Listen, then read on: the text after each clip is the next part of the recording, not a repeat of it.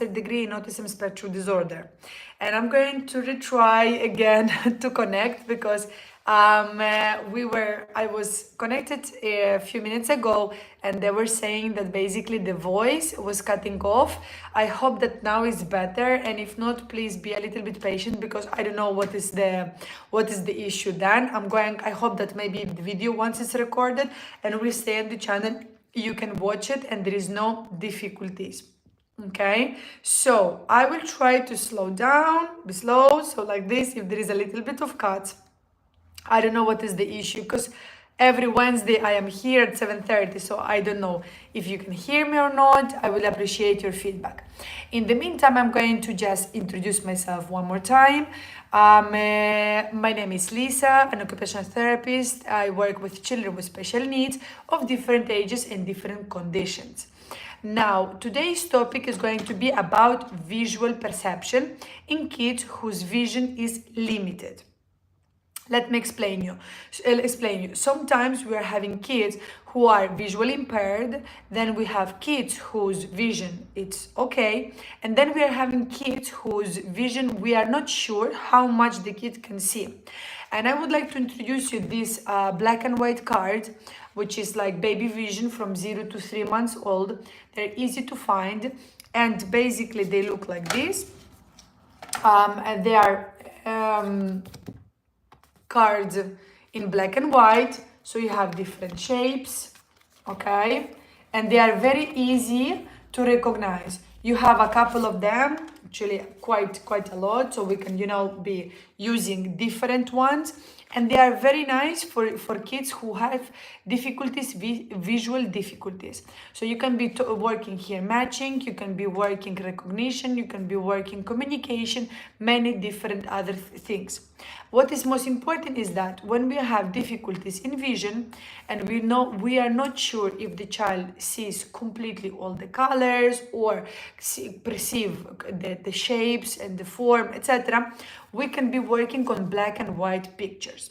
Okay, I use them a lot, and I don't, even though the card says here it's from 0 to 3 months old, I don't use them only for children who are from 0 to 3 months old, because you have to understand that in therapy, many times the kid will be 1 year old and we will still be working on those skills. Or for example, the child will be 5 years old and his development is for a 1 year old. So this card becomes very handy, okay? Especially if your patient, client, child have difficulties to recognize shapes. So these shapes are very nice. They are coming in black and white is because the way how baby sees, it's first we recognize the shades, we recognize the black and white colors, and then we start adding colors to our vision, when the baby is born, basically. So these cards are included.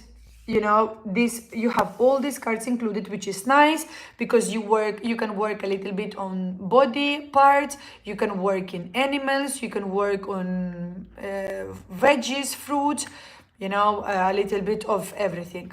Baby with autism, it doesn't matter if the baby has autism or not. The most important that you want to know if the child have or difficulties with visual perception. So if the kid has a good sight, and the child sees good, there is no reason for you to use those, unless if the kid needs to work a little bit on shape recognition. But if the child has difficulties with sight and you are not sure if the child sees or not, we can be using the black and white pictures. They are very easy, they are easier for the eye to recognize. Okay, so here we are going to be talking about maybe a child with autism who we encounters difficulties in visual perception. We can be talking about neurological disorders, we can be talking about different syndromes, etc. So it doesn't have to be only child with autism. Just the idea why I wanted to introduce them is because sometimes we feel a little bit limited. No, we have this kid in the therapy and we do a lot of lights and we do a lot of sounds and we do a lot of, like, different toys with lights and sounds, but we can actually work on cognitive activities using this flashcard. So, because we think that we need to wait for the child to actually tell you cow or circle or apple before to start work, in order for you to actually stimulate the kid and work on cognition. We can be actually working with this type of cards, and you can work on matching, in sorting, cognition, etc., etc. Now, if your kid black and white colors are okay, and let's say you bring these flashcards and he's okay with them, what is the next step? It will be this. It's the 3 to 6 months, and it's when you will have red, white, and black. So you are introducing a new color. Okay, the red color, it could be the next color that you want to introduce, and the child's eye is capable to catch, okay, and to distinguish. So for example, like cherries, okay, or a watermelon, okay. This is a bell pepper, or it could be well, it's a bell pepper. For example, then we have the butterfly, ladybug. We have I don't know, a strawberry. No, they are very the red color makes it more attractive. Okay, so here you don't have to have necessarily difficulties with vision, but you can also incorporate cognitive activities inside. Okay, and if your child start recognizing different shapes, they are a little bit more particular, it's better for you. Our vision is very our vision is extremely important in learning processing. Sometimes we want to teach the kid how to throw a ball, or match circle with circle, or shapes, or whatever, but we have to make sure that the child sees properly and that the child has actually good vision. And sometimes how we can boost a little bit this visual perception, it's with this type of cards. They are easy to find, easy to buy. They don't have to be exactly these ones, but I just wanted to introduce you the way how we can escalate and how we can work on vision. Black and white plus red, okay? So guys, here I don't answer questions about me, but definitely I'm not Chinese. Yeah, so I am an occupational therapist and I work with kids with special needs. If you have any questions regarding my job, definitely please ask me and I'm here to answer you. Now, the next topic that I would like to talk, it's a little bit how we could work on different consonants and vowels. And you will say, like, why an occupational therapist is talking about sounds, no? So an occupational therapist, we don't only work on fine motor skills, gross motor skills, sensory activities, because most of the time we can resume ourselves here. So this is like a good base. Definitely we work on fine motor skills, we work on gross motor skills, and we work on sensory skills. But during the therapy sessions, communication is one of the most important skills, right? So we work on communication, we work on vision, we work on oral motor skills, we work on feeding. We do a lot of different activities. This is super important, okay? So sometimes I have parents who tells me, with the speech therapist, we are working on this or on that, on some consonants or some sounds. So I like to get this information and introduce them in my therapy sessions. And today I would like to present you an activity that I do with the kids to work on the first 3 baby sounds. So it doesn't matter if you're having a baby or your child is non-verbal but with sound, or maybe your kid is starting to talk and you don't know how to proceed. The first step that we are going to do is to work in b, p, m. So papa, mama, baba. Okay, so sorry, because the camera obviously will show you the opposite. This is the letter P, B, and M. Okay, so how we can start introducing and working on this papa, mama, baba. At the beginning, before we are going to say ma, pa, ba, we are going to do the a, e, I, o, u. So I am going to, hello Monique. We are going to talk a little bit about this. How we can introduce the vowels. A, E, I, O, U. When we have children non-verbal, okay, and we have kids who are kids who are experimenting difficulties to pronounce sounds and to do sounds, no? The easier way is to start working on oral motor activities that or your occupational therapist can suggest you and give you a couple of suggestions, or also we can start working on imitation of the sounds. And the best way that you can start introducing sounds is doing the a, e, I, o, u. Now it's only very important.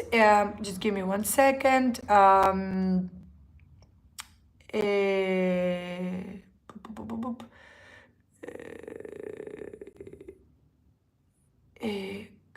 Yes. So very important thing is that we start introducing the a, e, I, o, u, and the a, e, I, o, u, you have to exaggerate it with your muscle tone. Now, I have a lot of videos talking about the importance of oral motor activities and the importance about oral motor skills. So this is not something new. You can always ask me a question if you have about it. When we work on sound and we want to work on some pronunciation, we need to exaggerate the movement. A, it's an A. E, you open. I, it's like a smile, but we push a little bit our cheeks. O, and sometimes I like to do like, oh no, with the O, and U with the lips, U together. Now, again, just a small stop. I am not a speech therapist, but these are basic knowledge that every occupational therapist should have, and or parents whose kids are non-verbal or, like I'm telling you, in the process of speech.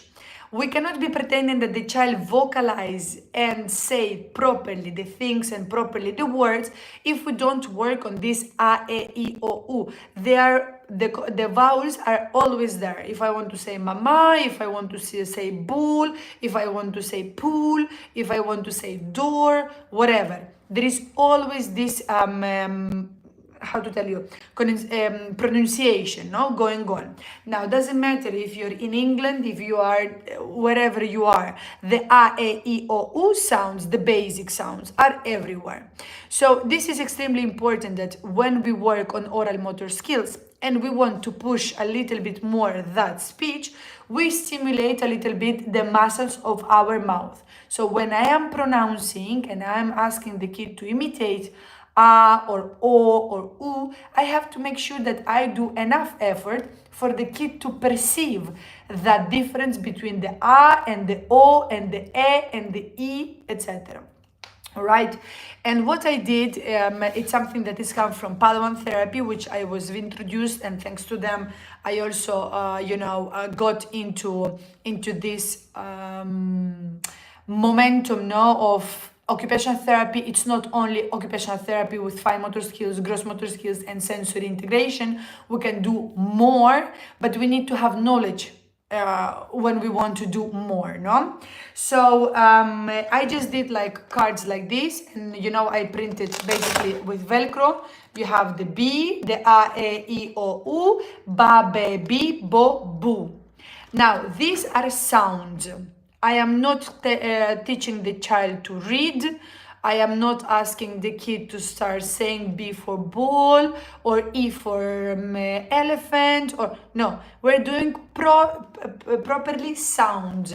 The sounds are in any country. If I want to talk in any different language, I will have more or less similar base of sound.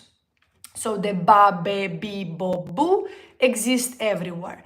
If the baby, when you start cooing or when you are starting, a little bit of how to tell you, bubbling and start that little first speech, the child is not doing an English accent, French accent, or I don't know which accent.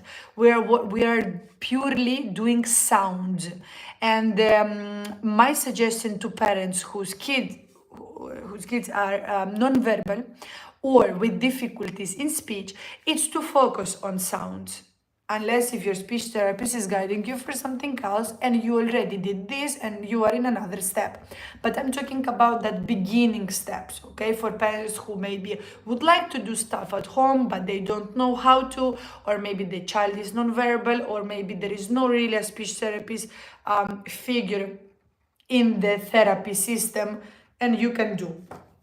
The same I did with the letter P, so pa, pe, pi, po, pu, and the same I did with the letter M, okay? Ma, me, mi, mo, mu.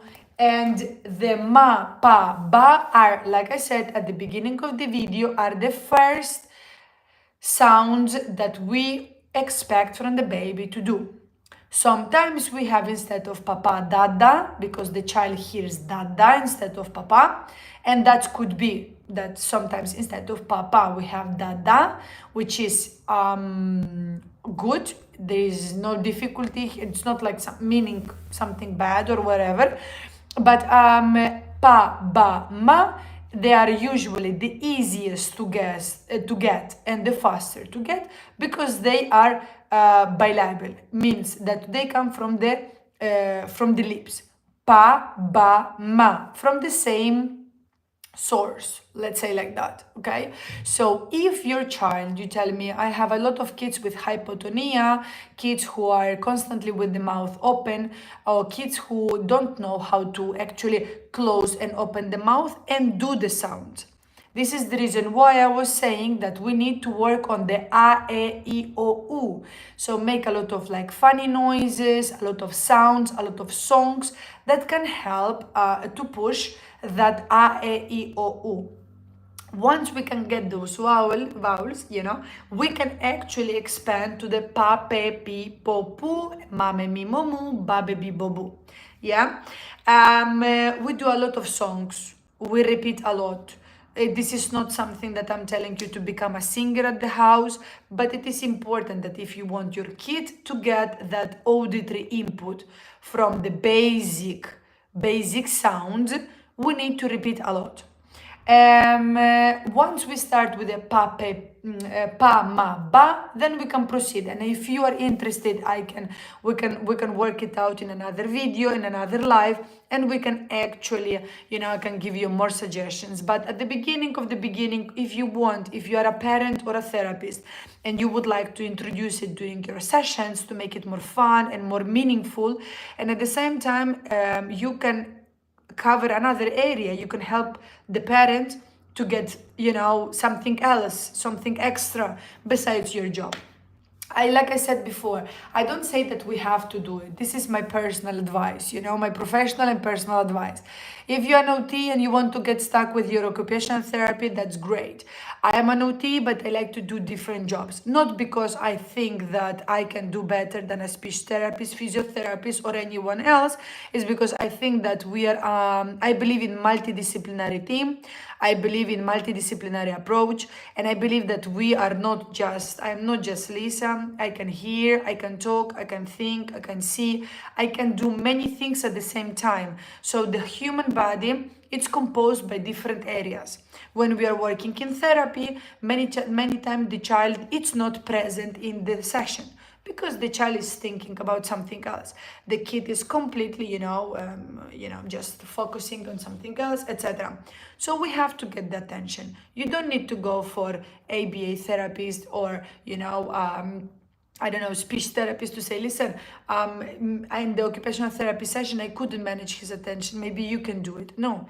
You will have that responsibility, because you need to get him to write, to sit, to pay attention, to do other things.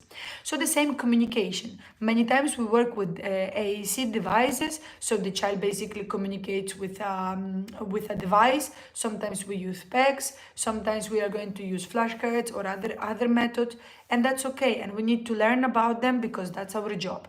So my suggestion, don't be afraid of doing other things, but obviously educate yourself. If you don't know how to do, that's another topic. Don't do it. It's better. But if you would like to do, and you would like to work a little bit on your communication with the kid, because your kid is non-verbal, or because your your client is non-verbal, could be one of the way how we could start. So like I said before, the vowels are super important: a, e, I, o, u, and then we can proceed ma, pa, ba.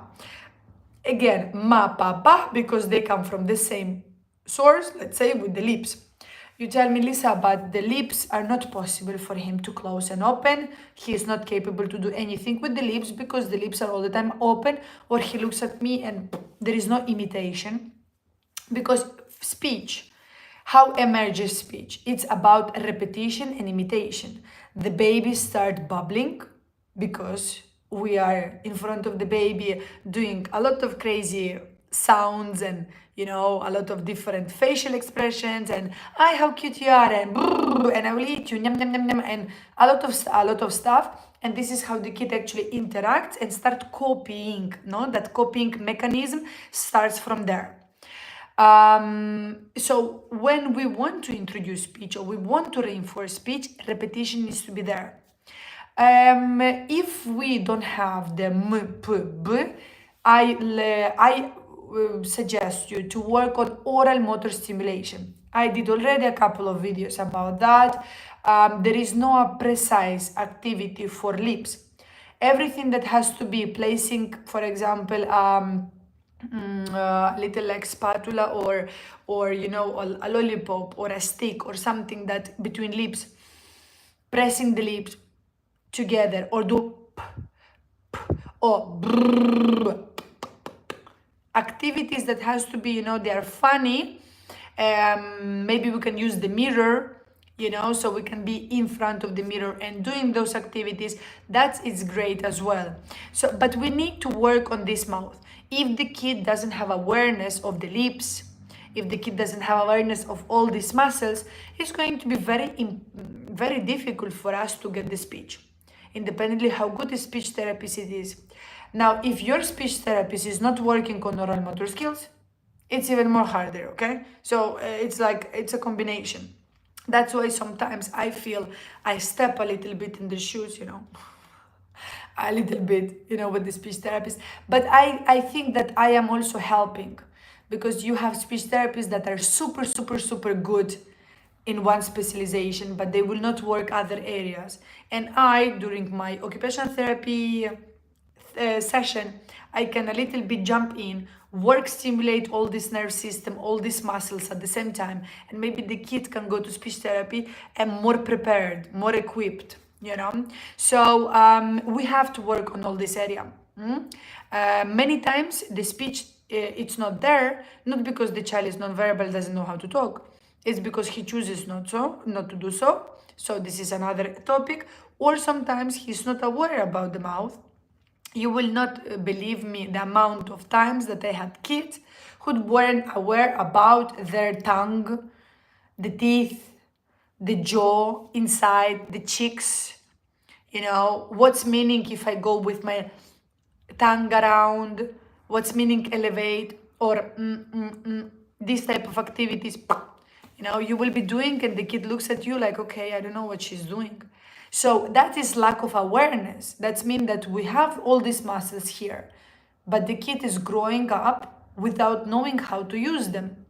So my question is, if we want him to talk and we want him to pronounce good and we want him to reinforce certain muscles or to drink from a straw, because this escalates to many areas. Feeding and speech is very related. So if we want him to drink from a straw or maybe tolerate certain textures in the mouth or maybe other stuff, it's impossible that the kid will do if we are not working on the area, okay? So that's a little bit my message for today. All right. I hope that it wasn't like too much, but don't be afraid on, work on different areas. Obviously, you have a lot of therapists available and, specialize in different areas. If you have questions, ask them. Obviously, if your speech therapist is not specialized in oral motor skills, in pre-linguistic skills, and the speech therapist is more about offering choices, waiting, working on maybe device, maybe matching, sorting, other activities, no problem. You can find always a speech therapist who will be specialized in this, or an occupational therapist a little bit intrigued like Miss Lisa, who can help you during OT lessons. You can always ask, listen, my kid doesn't drink from a straw. Is there is anything that you can do? Or listen, my child is not saying any words, and there is anything that do you know any activity or any stimulation that I can be doing to activate this area? You have a lot of occupational therapists who have like they have a lot of knowledge, but because of the how the sessions are, or maybe the timing and so on, they cannot give you all the advices in the world. That's the reason why I'm doing this project on every Wednesday, is because I can share with you a little bit of different topics. And maybe it's not useful for you, but maybe it's going to be useful for someone else that you know. Or tomorrow someone will tell you, listen, I'm having this issue, and you can say, oh, listen, I'm following this girl. You can also share my profile and my YouTube channel and follow, much appreciated. But she told me about this. Maybe you can ask your therapist about it. And this is how it works, it doesn't basically, there is no big secret. And you have therapists who will say, Mira, listen, I don't know, but I will ask or I will check, which is also good. It's better than the nothing. So at the end, you might have like, okay, I had this question about speech for so long, and by asking, maybe the speech therapist can connect you with another speech therapist or with another professional or whatever. So that's why I'm telling you that it's very important that our vision and our speech, it's involved in all the skills that we are doing. Without our vision, our cognitive level will be really, really, really limited. And our balancing, our coordination, everything depends on vision. So it's very important that your kid, that the vision is good. And if the vision is not good, we try to work on visual stimulation. Like I told you, with both the cards, we can be working with the cards, we can be working on different other activities. You have plenty of them. If you would like to have more, send me a message. I'm going to answer you, and I'm going to help you as much as I can. So, in the meantime, that's all for today. I hope that this topic, it's helpful for you. So, listen, my child, he says some word, but as echolalia, he talks more, but it sounds in sounds, and is not understanding many words. Yes, well, echolalia, it's another topic. Echolalia, it's basically a part of the speech. When the child starts talking, it happens in the development. So let me clarify that. It happens in the development that the child repeats after the word, and he repeats constantly the same words for a couple of times. Then that phase sometimes, stays very short and fades, kind of goes away. And sometimes stays for very long. And sometimes the kid is so feeling comfortable with those repetition of the words, and that, that stays for very long. And we have to get him out of there. But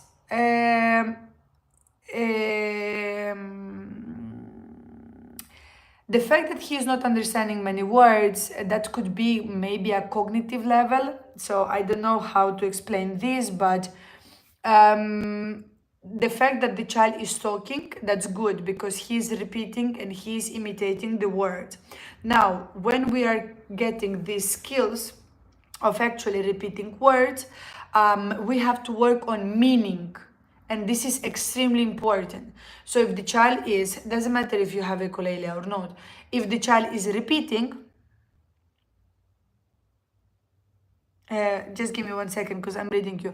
I don't know how to develop his speech more than one word. He might say water, toilet, the basic, what exactly? So this is what I'm telling you. For example, here, once the child starts saying words, we have to make sure that the word, every time the child is doing the word, or he is repeating the word, and you want to reinforce it, it has to be to have the meaning on the precise moment, okay?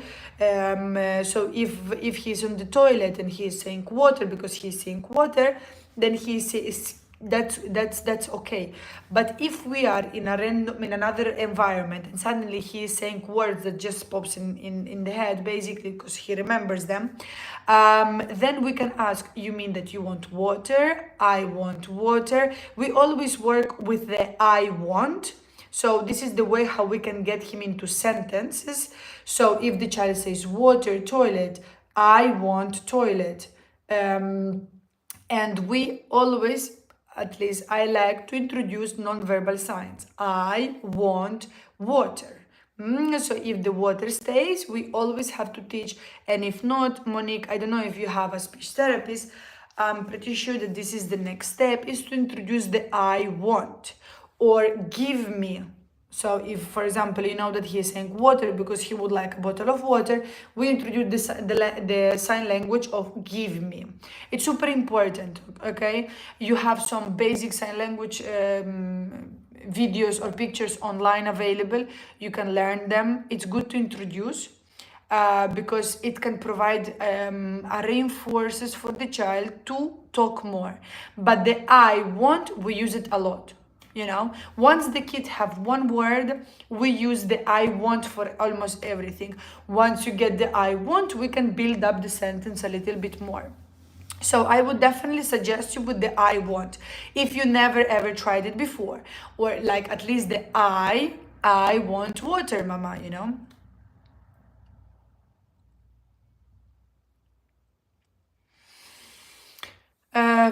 Well, yes. Basically, the mom is saying that I give up on them. I was in private doing, but it's just business here, nothing as therapy. Well, I'm sorry to hear that, but you know, usually the experience that we get, and we like to work with a speech therapist and you know with the parents and so on, it's like that's a little bit the way forward. Now, for example, you see here is my limitation. I will show you maybe activities to reinforce the word. I will show you some pre-linguistic skills. I will show you maybe the way how to forward from one single word, and we start with the I want. But then, for example, you need a speech therapist to follow you up because I am not a speech therapist and I'm not going to enter in that area, you know. So thank you. So the reason, that's why I'm telling you that at the I want, I will definitely suggest you to use it if he's having single words and he's not saying sentences, because from one word to go to two, you need to have a verb. And the I want, it's easy because the I want, most of the time, we always want to show what we want, no? So if he's thirsty and he wants water, or he wants to eat, or he wants to go to play, or he wants a particular toy, he will be more encouraged to say the I want. So this is a good verb to introduce in the sentence world. Here is level 4 in PECs at school. He is level 4 in PECs at school. Okay, well, the PECs are good. My only issue is that not to stay too long with them. So if he's using them very good, that's great. But in the moment that you see him using it very good and he's exchanging, you know, and using and building and so on, then we have to move on to the actually non-verbal signs and speech. So I will definitely suggest you to combine the I want. Even you have PECs with the picture with the I want water, so that's a perfect sentence, you know. But I will definitely say, if he says the word, I will definitely add the sign language and reinforce and repeat and repeat and repeat. I have a lot of kids who, you know, they want a toy. They look at the toy. They will be staring at the toy for I don't know how long, and I know that they want the toy. And I will be, how do we say the toy, you know? Or I want the toy. Or I want ABC. Because the ABC, animals, fruits, transport, blocks.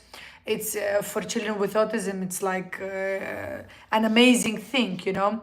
So if I know that the kid really, really, really likes that ABC, I'm not going to say, tell me just ABC. If he doesn't know how to say ABC, definitely my point will be for him to say ABC.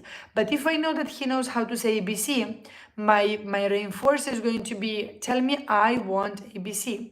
I might help him with the I, but I will wait for him to say want ABC, or at the beginning I will say I want, wait, and he says ABC, and then slowly, with a little bit of repetition, most of the kids get them there, so he uses back only at school. At home we use only verbal. That's very good. That's very good. Very good. So if at home he's using verbal only, which is fantastic, I will definitely suggest you to introduce the I want in verbal. All right, thank you very much for following. Thank you for staying here. I hope this video is going to be useful for some of you. I will be seeing you next Wednesday. The topic of today was vision. Okay, so if you're not sure if your child is seeing properly, please check it out.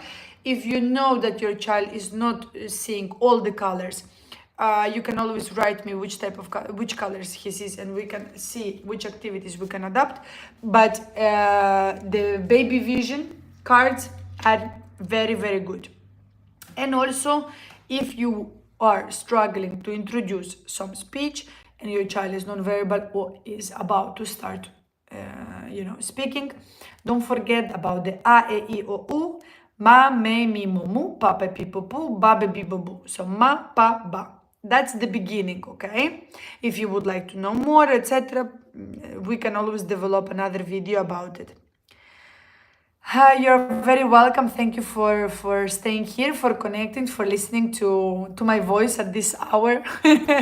So that's fantastic. I will see you next Wednesday. And in the meantime, if you have any questions and something pop-ups during the week, write me, okay? And obviously, I much appreciate if you can follow Panacea Therapy Center, which is like my baby. It's our clinic here, so to give us a little bit of support, and this YouTube channel. Thank you very much and have a good Wednesday. Bye bye.